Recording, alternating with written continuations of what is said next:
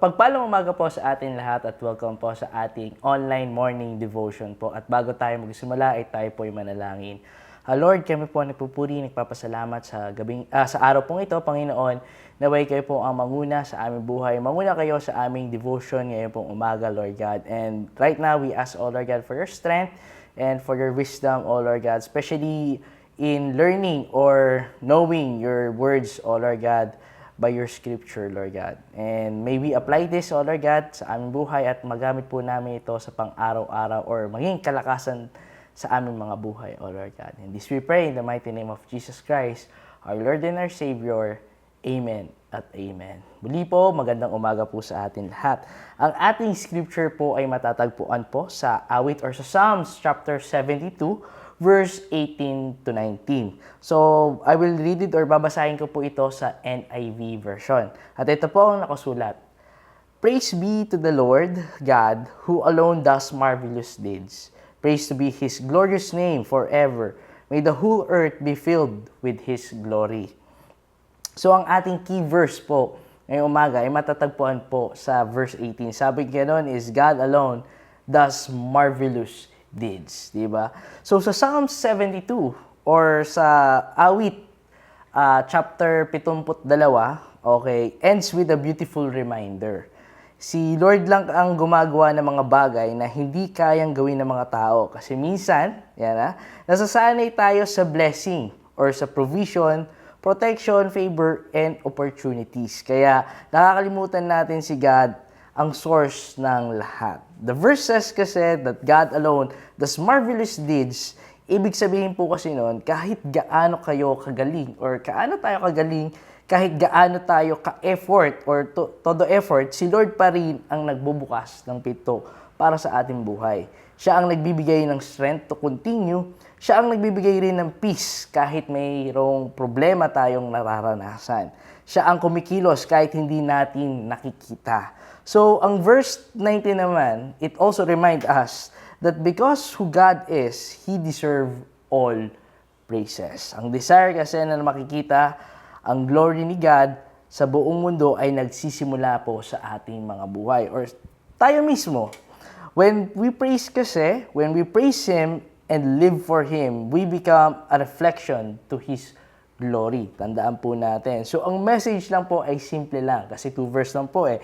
It recognizes God's work, praise Him, and let your life show His glory. So, what are the things that we learn? Number 1 po nun is that daily thank you. Every morning says, thank you, Lord, for the blessing that we receive. Thank you, Lord, for the life and also for your marvelous deeds.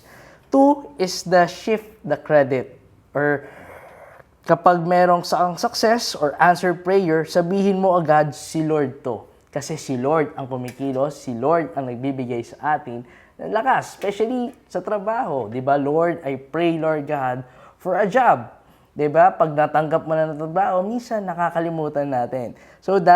So remember, we must shift the credits sa ating Panginoon. Diba? Pangatlo is live in a way that shows Jesus.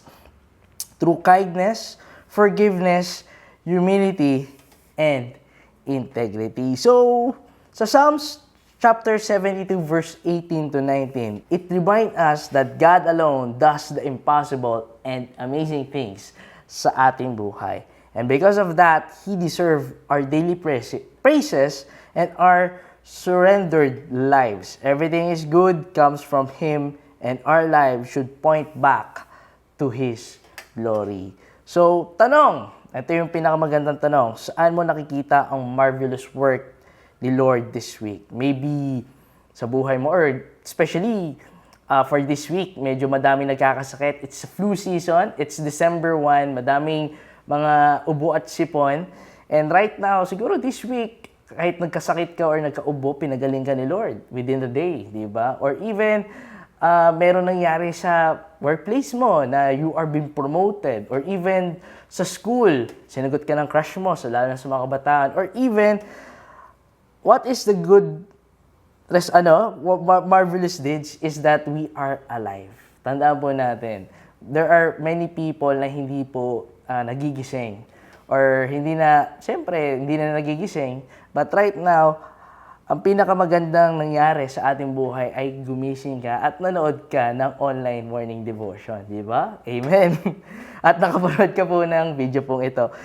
And sabi nga po doon, paano ka nagre-respond with the praises? So, there are times kasi nakikita mo ang marvelous work ni Lord sa everyday strength and guidance na binibigay niya.